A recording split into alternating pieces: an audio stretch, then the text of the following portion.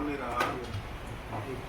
और इस गदपुरी टोल के ऊपर जो संघर्ष हुआ है उसमें जितने भी हमारे पत्रकार भाई हैं और मीडिया के सभी साथियों का इलाके की तरफ से बहुत आप सबका धन्यवाद है। आप लोगों ने बहुत इसमें सहयोग किया। लेकिन जो ये संघर्ष था ये अपने आप में एक अनोखा संघर्ष था। जब पंडित टेकचंद जी ने और ये ऐलान किया कि वो वहाँ सर्व जातीय महापंचायत कर रहे हैं पहले दिन, तो वहाँ सभी दलों के लोग पहुंचे और ये पहली दफा एक इलाके की एक बहुत अच्छी तस्वीर वहाँ पर बनी थी, जिसमें चाहे पंडित टेकचंद जी के विरोधी थे या उनके कोई उनसे सहमति ना रखने वाले लोग थे, वो भी उसमें आए और एक बहुत अच्छे माहौल में वहाँ पंचायत का आयोजन हुआ। लेकिन जब ये धरना शुरू हुआ तो वहाँ पर स्पष्ट तौर पर ये नजर आया, पंचायत में हम ये उम्मीद करते थे कि भारतीय जनता पार्टी के जो लोग हैं, जो मोदी अंधभक्त हैं, वो भी शायद इस इलाके की समस्या को समझते हुए और इस काम में अपना समर्थन रखेंगे। अगर सामने से आकर के नहीं तो शायद पीछे से अपना समर्थन करेंगे। लेकिन वहां हमने देखा कि भारतीय जनता पार्टी के जो केंद्रीय मंत्री से लेकर के सारे विधायक, उनके सभी सक्रिय कार्यकर्ता, उनके पदाधिकारी, उनकी देखरेख में तमाम प्रशासन और जो जितने भी मोदी अंधभक्तों की जमातें थी, वो सब उस धरने पर हमारा उपहास कर रही थी, मखौल उड़ा रही थी, हमारे हौसलों को पस्त करने की साजिशें चल रही थी। तो ऐसा लग रहा था कि इस संघर्ष में कहीं कोई बात हल्की ना रह जाए। लेकिन हमारे सभी साथियों ने मिलकर के जो संघर्ष किया और इलाके के काफी लोगों ने भी, जितना होना चाहिए था उतना तो नहीं हुआ, लेकिन फिर भी कई गांवों के हमारे भाई बंधुओं ने वहां आकर के जो ये धरने को जारी रखा, प्रशासन के दांत खट्टे किए, सरकार के दांत खट्टे किए, उनके घुटने टिकवाए और पहली दफा राष्ट्रीय राजमार्ग के धरनों के इतिहास में पहली दफा किसी इलाके की एक जीत हुई है। वो जीत हमारे पलवल इलाके की जीत है। हालांकि हम इसे जीत नहीं मानते हैं। मैंने उस दिन धरने पर समाप्ति के वक्त भी ये कहा था कि इसमें कोई बहुत ज्यादा खुशी की बात नहीं है, क्योंकि जाति इतनी बड़ी है राष्ट्रीय राजमार्ग मंत्री की, राष्ट्रीय राजमार्ग अधिकारियों की और इन रिलायंस और ट्यूब कंपनी की, कि साजिश के तहत इन्होंने केवल धन कमाने के लिए और सुविधाओं को खत्म करके उस पैसों से अपनी जेबों को भरने का काम किया। लेकिन इस धरने ने फिर भी बहुत बड़ी राहत इलाके के लोगों को, अगर ये धरना नहीं होता तो वो भी हासिल नहीं होनी थी। जिसमें सबसे पहली जीत है बल्लभगढ़ के रेलवे पुल पर को, जो आज भी 4 लेन इन्होंने छोड़ दिया था ये कह के कि ये तो डी स्कोप कर दिया। डी स्कोप का मतलब एग्रीमेंट से निकाल दिया। तो अगर हम धरना ना देते तो बल्लभगढ़ का जो पुल है, जो बोटल नेक बना हुआ है, आज भी गाड़ियां तेज स्पीड से दोनों तरफ से आती जाती, तो बल्लभगढ़ के रेल के पुल के ऊपर सबको जाम में खड़ा होना पड़ता है। तो एक तो इस कंपनी को घुटने टेकते हुए रेलवे पुल के वो 6 लाइन का उन्हें मंजूर करना पड़ा और उसको बनाने का टेंडर प्रक्रिया भी जारी करनी पड़ी। दूसरा, जो गदपुरी गांव की जमीन जो बिना अधिग्रहण के, जो सरकार की देखरेख में, प्रशासन की देखरेख में इन कंपनियों ने अधिकारियों की जेबों को भर के और भाजपा के नेताओं की जेबों को भर के गदपुरी गांव की अरबों खरबों की जमीन पर बिना मुआवजा दिए जो कब्जा किया, तो वहां भी इनको घुटने टेकने पड़े और गांव को अब मुआवजा मिलने की जो प्रक्रिया है वो तकरीबन आधी से भी ज्यादा पूरी हो चुकी है, जो कि नहीं मिलना था। तो एक इस मामले में इलाके की बहुत बड़ी जीत हुई। और जो 5 साल स्ट्रक्चर बना है, वहां भी 25 लाख रुपए से ज्यादा के काम गांव के और पृथला की गौशाला और गतपुरी का गुरुकुल को चलाने के लिए ये कंपनी, हालांकि कोई एहसान नहीं है, वो जो पैसा ये कमा रहे हैं वो हमारे इलाके की लूट का पैसा है। लेकिन अगर ये आंदोलन ना होता तो शायद गतपुरी गांव के मुआवजा नहीं मिल रहा था, पृथला गौशाला और गुरुकुल गतपुरी को कोई सहायता नहीं मिलनी थी, जो कि अब मिलेगी। इसी तरीके से आरोही स्कूल, जिसका भविष्य इस टोल ने बिल्कुल ठिकाने लगा दिया था, तो अब वहां भी फुटओवर ब्रिज बनाने की प्रक्रिया शुरू कर दी गई है। कंपनी ने माना है कि वहां पर फुटओवर ब्रिज बनेगा, जिससे वहां बच्चों के आने जाने में किसी तरह की कोई दिक्कत ना हो। एक ये बहुत बड़ी जीत थी। उसके बाद बघोला गांव में जो अंडरपास या फ्लाईओवर बनना था, उस पैसे को भी ये खा करके अपनी जेबों में बांटने का काम कर चुके थे। लेकिन इस आंदोलन के चलते अब बघोला में भी अंडरपास बनाने की प्रक्रिया शुरू होने की बात वहां पर तय हो गई है। और ऐसे ही फुलवाड़ी में, ऐसे ही मुडगटी में, जो कि ये उनको समाप्त कर चुके थे। और इनके बिना ये राष्ट्रीय राजमार्ग का दिल्ली आगरा का 6 लेन प्रोजेक्ट कोई प्रोजेक्ट नहीं था। तो एक तो इन मामलों में हमारी बहुत बड़ी जीत हुई, जो नहीं होनी थी, कभी भी नहीं होनी थी। फिर जो भारतीय जनता पार्टी के नेताओं ने जो इस इलाके को लुटवाने के लिए 315 रुपए का पास बाकायदा केंद्रीय मंत्री ने अपने उद्घोष से अखबारों में ये बयान जारी किया। जो कभी जजिया कर का नाम लिया करते थे कि ये पृथला का टोल जजिया कर है और हम इसे नहीं लगने देंगे, उन्हीं मंत्री जी ने, भारतीय जनता पार्टी के विधायकों ने 315 रुपए का पास 20 किलोमीटर के दायरे में बनाने का ऐलान किया। और उसमें अपने एक जाति विशेष के उन गांवों को भी शामिल कराया जो गांव 40 किलोमीटर की परिधि से भी दूर थे और उन गांवों का इधर आने का कोई वास्ता नहीं था। इस इलाके के गांवों को खत्म करा के और एक खास इलाके के लोगों को उसमें शामिल कराया। और 315 रुपए का पास इन्होंने जारी करने के लिए लोगों से कहा कि हमने 315 का पास करा दिया। जब हमने अपने और इलाके ने विरोध करना शुरू किया और इनके सारे तंत्र धरे रह गए, इनके मंत्र, इनकी गीदड़ भक्ति, इनके सारी साजिश धरी रह गई। और जब इन्हें लगा कि ये धरना किसी सूरत में नहीं उठने जा रहा है, तो वही कंपनी इलाके के दबाव में आकर के 315 रुपए वसूल करना पड़ा। और ये एक ऐतिहासिक फैसला है हमारे इलाके के लिए। हालांकि हमारे इलाके के दर्द को, हमारी तकलीफों को इन रियायतों से खत्म नहीं किया जा सकता। और वो सबसे बड़ी तकलीफ और अन्याय हुआ है पलवल शहर के साथ। जिस पलवल शहर में 6 लेन का पुल बनना चाहिए था, वो 4 लेन का पुल बनाया है। तो अब हमने अपने उस आपसी राजीनामे में ये बात वहां पर रखी, जब इलाके के लोगों का सहयोग हमें ना उस फरीदाबाद जिले के लोगों का मिल रहा था, ना हमें पलवल जिले के लोगों का सहयोग मिल रहा था। और जो मोदी अंधभक्त हैं वो हमारा मखौल उड़ा रहे थे, वो उपहास कर रहे थे, हमारे धरने पर सवालिया निशान लगा रहे थे।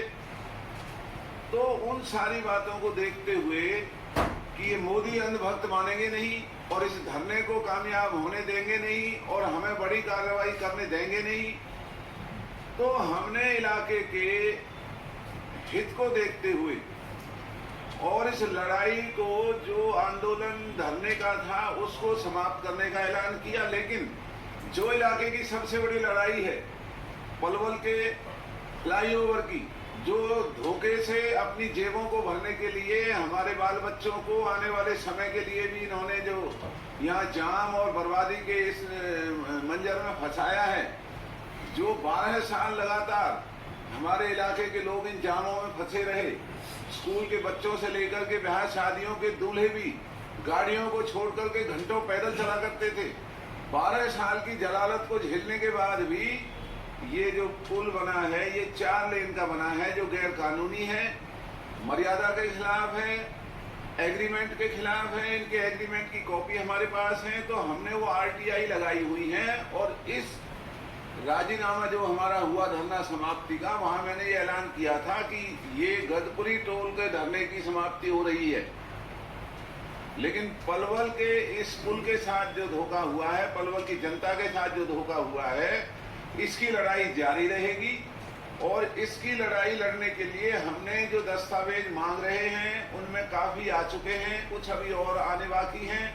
तो बहुत जल्दी ही हम सरकार के मंत्री के खिलाफ, NHAI के अधिकारियों के खिलाफ, रिलायंस और क्यूब कंपनी के खिलाफ धोखाधड़ी का, बेईमानी का, भ्रष्टाचार का और 420 का, और इस पुल के एवज में इस इलाके के टोल को हमेशा के लिए माफ करने का, और इस किसी भी सूरत में या तो ये बाईपास पीछे से निकाला जाए, NHAI निकाले, जो ये कमी इनसे आ रही है पलवल के पीछे से, हम ये मांग करेंगे उसमें कि ये पलवल के पीछे से बाईपास निकालें, और भरपाई का कोई तरीका नहीं है तो इसकी याचिका पलवल कोर्ट में और चंडीगढ़ हाई कोर्ट में, और जो देश का भ्रष्टाचार रोकने का जो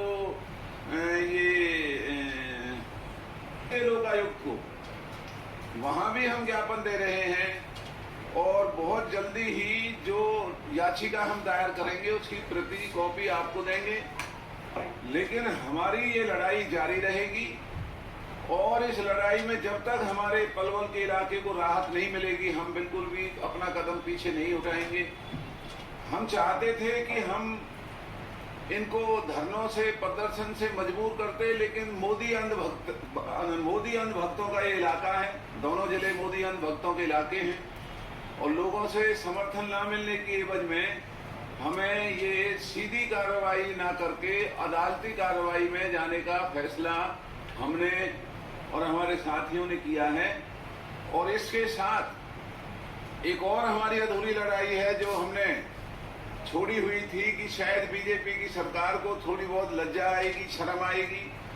जो KGP को पलवल अलीगढ़ मार्ग से जोड़ने का हमने विधानसभा के 3 जिलों के विधायकों ने जाकर के मंजूरी कराई थी आज से 6 साल पहले, वो मंजूरी अधर में लटकी हुई है, ऐलान हो चुका है, लेकिन कार्रवाई नहीं हो रही है। बीजेपी के नेताओं ने भी कई दफा झूठी वावा लेने के लिए उन्होंने भी ऐलान किया है कि अब पलवल अलीगढ़ मार्ग पर काम शुरू होने जा रहा है, लेकिन ये भाजपा की सरकार लातों के भूत बातों से नहीं मानेंगे। इसलिए सबर का प्याला खत्म हो चुका है, और 1 महीने तक अगर पलवल अलीगढ़ मार्ग के ऊपर कार्रवाई शुरू नहीं की KGP से जोड़ने की, तो 1 महीने के बाद पहला धरना हम सचिवालय में रखेंगे पलवल अलीगढ़ मार्ग को जोड़ने का। और उसमें किसान संघर्ष समिति जिन्होंने आंदोलन लड़ा और जो इस धरने में भी हमारे साथ रहे, उनका भी हम सहयोग लेंगे, और तमाम इलाके के लोगों का सहयोग लेकर के सचिवालय पे धरना। उसके बाद अगर जंतर मंतर जाना पड़ा जंतर मंतर जाएंगे, वहां इसका पुतला फूकेंगे केंद्रीय सड़क मंत्री का। और अगर फिर भी बात नहीं बनी तो चाहे हमें बड़ी कार्रवाई करके और वहां सड़क पर जाना पड़े, धरना सड़क पर ले जाना पड़े KGP पर, तो हम उससे भी पीछे नहीं हटेंगे। लेकिन अब वक्त आ गया है कि इस बेईमान बीजेपी की सरकार को सबक सिखाने के लिए, और जो धोखा हमारे इलाके के साथ चारों तरफ से हो रहा है, उससे निजात दिलाने के लिए पलवल अलीगढ़ मार्ग को भी KGP से जोड़ने का 1 महीने का समय देते हैं। या तो 1 महीने में ये कार्रवाई शुरू कर दें, वरना तो इस पर भी बड़ा आंदोलन होगा, और उस आंदोलन की प्रक्रिया उसी वक्त जिस दिन हमारा धरना होगा वहां हम तय कर लेंगे कि अगली कार्रवाई हमारी वहां पर क्या होने जा रही है। तो ये सारी बातें हम आपके संज्ञान में लाना चाहते थे। आपका पहले भी धन्यवाद था, आपका आज भी धन्यवाद है। कई जगह से आवाजें आती हैं कि इसमें जिन गांवों को शामिल करना चाहिए था वो नहीं हुए। तो हमारे समझौते में ये तय है कि अगर कोई गांव जो 20 किलोमीटर की दूरी में आता है और इनसे शरारत जो ये हमारे साथ कर रहे हैं, अगर वो गांव उसमें नहीं आए हैं तो उन गांवों को भी इस 20 किलोमीटर के दायरे में अगर वो आते हैं तो उनको शामिल किया जाएगा। और जो इस कंपनी ने सरकार के दबाव में गलत गांवों की जो लिस्ट वहां पर टांगी हुई है, हम 20 किलोमीटर का अपने साधनों से वो करा करके दायरा जो भी गांव उसमें आते हैं उन गांवों के नाम वहां देंगे। उनका हमसे ये वादा है कि अगर कोई गांव रह गए हैं तो उन गांवों को भी जो 200 रुपए की सुविधा उसमें उनको शामिल किया जाएगा। और एक हमारी चेतावनी ये है कि अगर कंपनी ये समझती हो या ये भाजपा की सरकार ये समझती हो कि हमारा धरना समाप्त करने के लिए, लोगों को बहकाने के लिए 200 रुपए का पास शुरू कर दिया है, तो ये इनकी गलतफहमी है। अगर सुविधाओं को पूरा किए बिना, जो सुविधाएं जिनका मैंने नाम लिया जो मंजूर हुई, अगर उनको पूरे किए बिना इस छूट में कोई हेराफेरी की जाएगी तो हम इलाके की पंचायत बुला करके, और पंचायत अगर हमें इस बात की इजाजत देगी तो फिर से हम इनके गले पड़ सकते हैं, लेकिन इलाके को लुटने नहीं देंगे। और कोई मोदी अंधभक्त जो केवल फेस टाइम पर रहते हैं या जिनको जो अंधभगत फालतू की बातें करते हैं, कई उनमें पूर्व विधायक हैं, कई और हैं जो कहते थे कि भाई हम भी धरना देंगे, वो न जब आए। लेकिन अब अगर उनको भगवान ने हिम्मत दे, मान लो वो कहते हैं कि हमसे कोई कमी रह गई, तो अगर इस इलाके का कोई भी व्यक्ति ये मानता है कि धरना फिर से करना है या जो डूबे हुए प्रोजेक्ट हैं, डूबे हुए प्रोजेक्टों को हम लेते हैं और फिर हम अपना धन कमाते हैं। सुभाष चौधरी जिसका समझौता ही हो गया आपका, जो भी आपके सामने यही तो कहा है कि कोई भी बीजेपी का अंधभक्त, मोदी अंधभक्त अगर इस इलाके के हितों को समझ करके, और वो ये समझ रहे हैं कि हम पूरी लड़ाई नहीं लड़ सके, और वो अगर लड़ाई लड़ना चाहें तो हम बिल्कुल साथ रहेंगे, तन मन धन से उनकी मदद करेंगे। हालांकि हम जानते हैं कि ये भाजपा के कायर लोग हैं, इनकी हिम्मत नहीं है, ये केवल टीवी और अखबारों में बोल सकते हैं।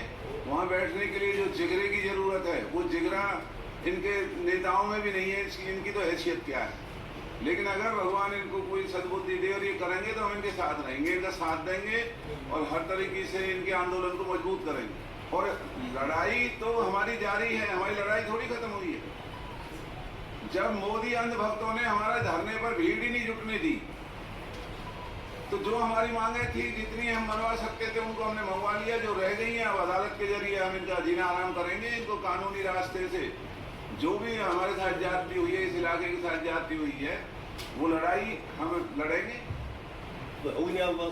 आपके अंधभक्त मोदी अंधभक्त है, मोदी अंधभक्त जो मोदी अंधभक्त नहीं है वो तो आते थे, वो तो सारे हमारे अखबार वाले भाई आते थे। लेकिन बीजेपी का कोई गुलाम आज तक वहां आया हो तो बताओ उसको। एक तो जो ये इलाके के वकील बने फिरते हैं, इलाका लुट रहा है, क्या बीजेपी के लोग नहीं निकलेंगे? अब ये लाइनों में लगेंगे अंधभक्त। अब मोदी अंधभक्तों का इलाज मोदी की सरकार करेगी, इन्हें लाइनों में लगना पड़ेगा। इनका जो हालत बनेगी, जो गत बनेगी, जो 2 महीने हमने बचा रखा था लोगों को, जो हमारा मजाक उड़ाते थे, अब इनको आज अब पता चलेगा, अब जाके देखें वहां क्या हालत है। जैसे इन्होंने बहुत बड़ा शहर है तो पलवल को हम 315 से बाहर नहीं निकालेंगे। दिनेश के सुंदर सब्सिडी की बात धुराल साहब, जो 115 रुपए की आपने छूट दिलवाई है, क्या भक्तों से अपील करते हैं कि वो सब्सिडी छोड़ दे, 315 में पास बनवाएं देश हित में? 200 करना बनवा के 315 मोदी अंधभक्तों की रक्षा भी हमें करनी पड़ेगी। हम ही कर रहे हैं आज भी और आगे भी हमें करनी पड़ेगी। हम तो ऐसा नहीं कहेंगे, लेकिन जिस तरीके से इन्होंने हमारे आंदोलन का मजाक उड़ाया, हमारे आंदोलन को फेल करने की कोशिश की और ये प्रशासन को वहां लगा करके डर और भय बनाने की कोशिश की, उसके लिए इन्हें शर्म आनी चाहिए। और इनमें गैरत होती तो हमारे साथ आगे बैठ जाते, कहते भी ये जायज बात। और अगर वैसे भी नहीं तो इनकी हुकूमत है, आज बीजेपी की सरकार अंध भक्तों को 50 रुपए की और रियायत दिलवा दे, इनका क्या जाएगा। लेकिन ये तो बिके हुए हैं ट्यूब कंपनी और रिलायंस कंपनी से, ये ऐसा नहीं करेंगे। ये तो पहले ही 315 में फैसला कर चुके थे। आप हमारी हिम्मत देखो कि पलवल को 315 में रख दिया गया था और जगह सुविधा दे दी गई। हमने इनका फिर इलाज किया कि बिना पलवल के कोई समझौता नहीं होगा, तब 200 में आया, वरना 315 में कर दिया था पलवल। जो डूबे हुए प्रोजेक्ट हैं, डूबे हुए प्रोजेक्टों को हम लेते हैं और फिर हम अपना धन कमाते हैं।